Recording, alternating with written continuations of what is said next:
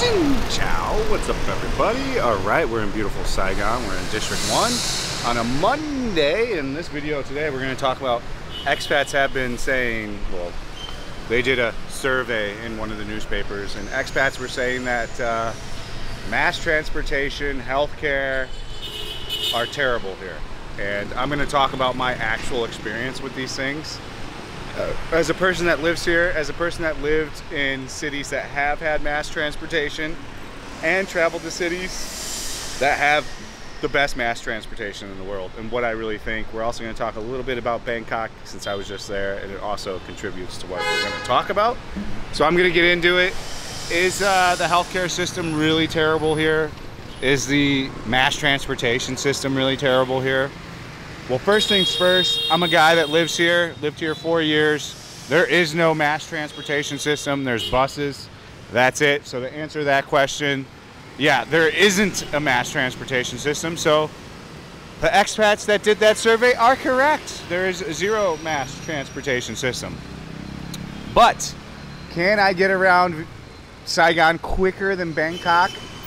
While Bangkok has a really set up mass transportation system, yeah, I can call a grab bike right now and it'll be here in 30 seconds, and in 30 seconds it'll take me anywhere I need to go, even the furthest lengths of the city during rush hour right now, which would be arguably Thuduc, way out there in District 9, is still only going to take a half hour, 40 minutes to get to right now in rush hour on a motorbike, and I can instantly have that driver.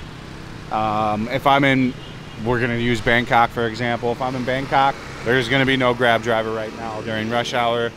Once I do get a grab driver, it's going to cost $4 to $6, and it's rush hour, it's going to take forever. Now I can take the subway, or the MRT as they call it in Thailand. That again is going to take forever. So as far as the mass transportation system thing here, I don't know, that's kind of a bust. I could take a grab for like $1 and get anywhere very quickly. Especially if you're in a district and you're going interior in the district, super easy. There's also grab cars everywhere. There's taxis everywhere. There's no queue or waiting or negotiating a fee here. You don't have to worry about that like you do, for example, in Bangkok. So as far as the mass transportation system things go, definitely I agree with the expats. It's non-existent here. But on the back end of that, it's one of the easiest cities to get around in very quickly. Phnom Penh also has a very good grab system where you can get a grab driver all the time. Works very efficiently. So I'm more in the efficient. I don't mind paying. You're still paying for a subway when you use it, or MRT. So it's still a paid service at the end of the day. Now the other part that they talked about in the article, the medical. I've gone to the hospital for quite a few different things here. I think I've been to the hospital.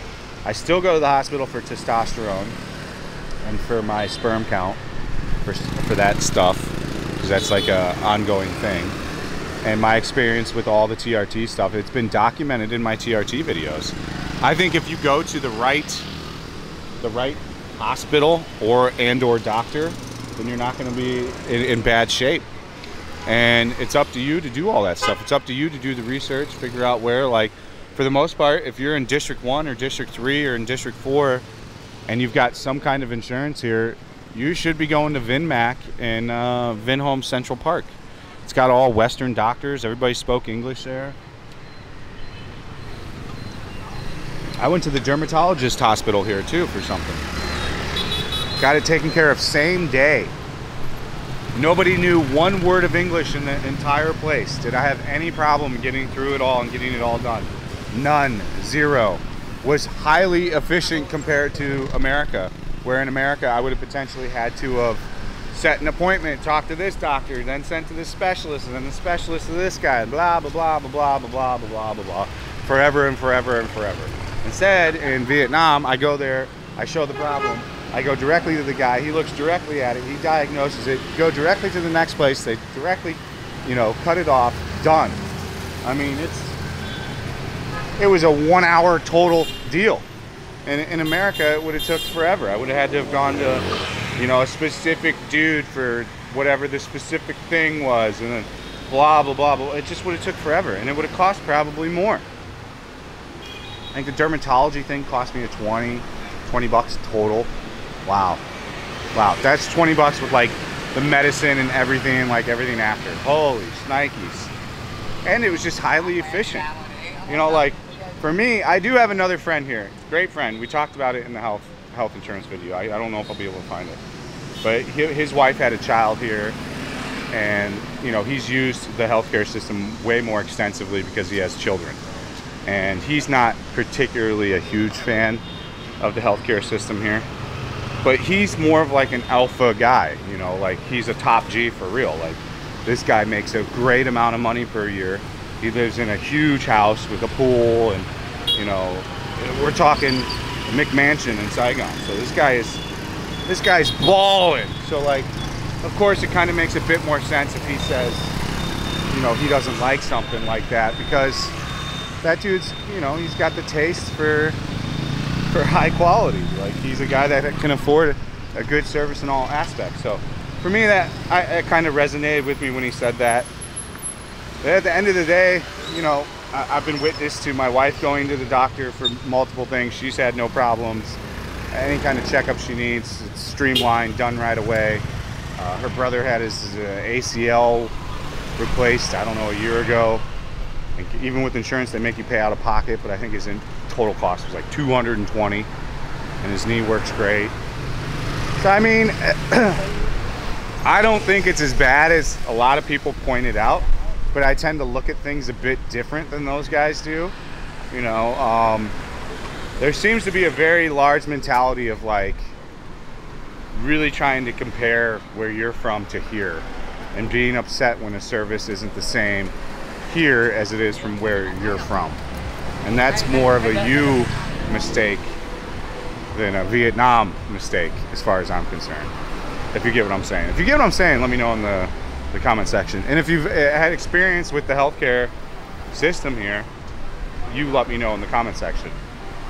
And what, hold on.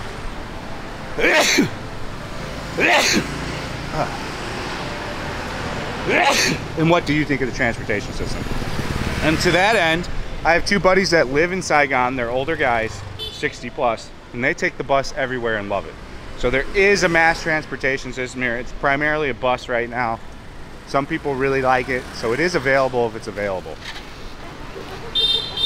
But as far as the article is written in the amount of, what we got over here, thumbnail? You know what I'm saying? I think that's the thumbnail. Get both angles just in case, so we can pick one. That's what these thumbnails are made of. So, for me, I don't have much shit to say about it, but I'm like a bare bones guy. Like, I'm not gonna fucking sweat my life if the guy didn't study at Stanford in America.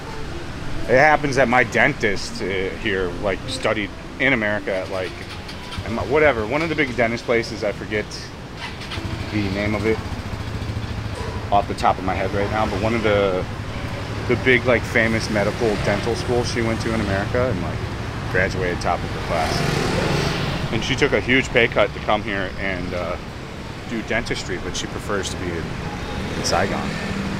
Seems to be a lot of like what happens to people that study abroad. Like Winnie is a child of studying abroad, so is her brother, and they both fully got engulfed into the Western culture and English, and still at the end of the day chose to come back and live in Saigon, Vietnam, for their country and take a cut in their work. Her brother's business management, so he could run a hotel, business hotel management.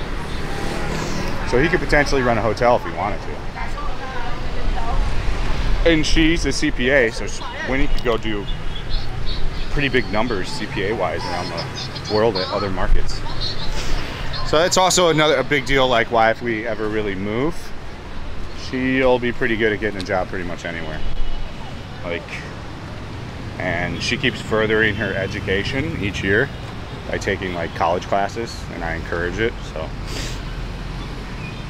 pretty soon, in a couple years, I think she'll have a master's in all of it, or whatever, maybe even whatever the fucking thing is where it's 6 or 8 years. So she'll be able to really go wherever we want and get a pretty high-end job.